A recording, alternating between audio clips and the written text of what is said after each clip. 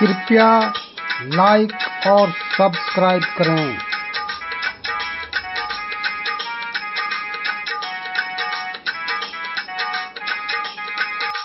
कबीरा लोहा एक है, गढ़ने में है फेर।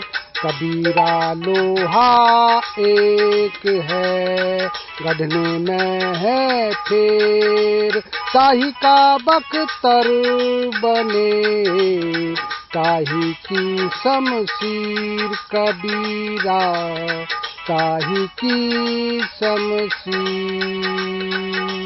संत कबीरदास जी अपने इस दोहे में कहते हैं कि लोहा एक है, किंतु उसे घड़कर अनेक प्रकार की वस्तुएं बनाई जा सकती हैं। लोहे का ही बख्तर बनता है, जिसे युद्ध क्षेत्र में पहनकर तलवार के प्रहार से बचा जा सकता है, और लोहे की ही तलवार भी बनती है। उसी प्रकार परमात्मा के अनेक रूप होते हैं।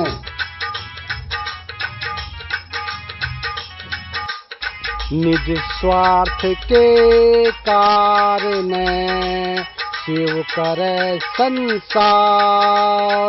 निज स्वार्थ के कारण सेव करे संसार।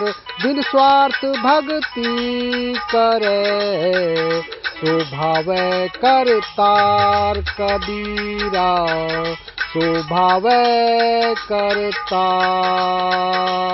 संत कबीरदास जी अपने इस दोहे में बताते हैं कि अपने स्वार्थ की पूर्ति के लिए संसार के लोग सेवा करते हैं, अर्थात सेवा भाव के पीछे स्वार्थ निहित होता है। जो निष्काम भाव से स्वार्थ रहित होकर भक्ति करता है, वह परमात्मा को अत्यंत प्रिय होता है। साधु मिले यह सब टले, काल जाल जम चोट। साधु मिले यह सब टले, काल जाल जम चोट। शीश नवावत ढई परे, उठाई पापन की पोट। कबीरा उठाई पापन की पोट। संत कबीरदास जी अपने इस दोहे में समझाते हैं कि साधु के मिलने पर काल रूपी जाल तथा मृत्यु के संकटों की चोट आदि से मुक्ति मिल जाती है, अर्थात मृत्यु के समान यमदूतों द्वारा प्रताड़ित नहीं होना पड़ता। साधु के सम्मुख शीश झुकाने से ही सारे पाप नष्ट हो जाते हैं। कमल पात्र है साधु जन, बस जगत के माही। कमल पात्र है साधु जन, बस जगत के माही। बाल केरी धाई जो, अपना जानत नाही। कबीरा अपना जानत ना।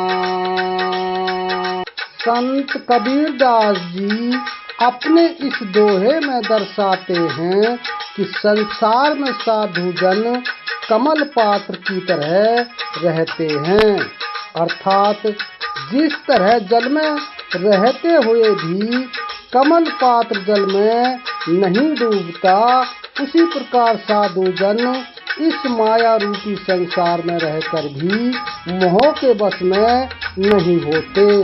जैसे बालक की सेवा टहल करने वाली दाई उसे अपना नहीं मानती।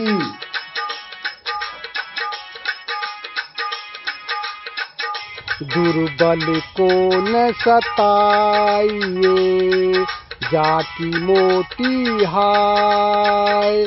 दुर्बल को न सताइए, जाति मोटी हाय भरी खाल की सांस से लोहा भस्म हो जाए कबीरा, लोहा भस्म हो जाए।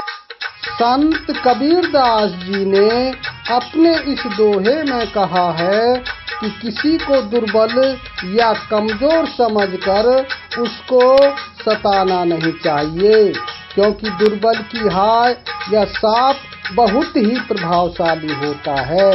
जैसे मरे हुए जानवर की खाल को जलाने से लोहा तक पिघल जाता है, वैसे ही गरीब की हाय से बड़ा महल भी धराशाही हो जाता है।